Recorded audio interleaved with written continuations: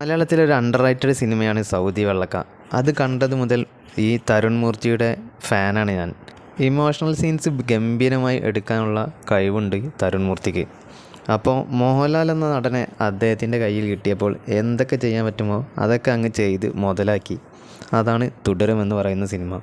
ചില മാനരസ്യങ്ങൾ, പിന്നെ voice modulations നമ്മളൊക്കെ കാണാൻ ആഗ്രഹിച്ച മോഹൻലാൽ അത് ഇതിലുണ്ട്.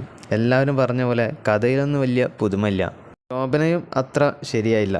പക്ഷേ ലാലേട്ടൻ ഒരു ഭാഗത്ത് തകർക്കുമ്പോൾ ഇതൊക്കെ ആര് ശ്രദ്ധിക്കാൻ.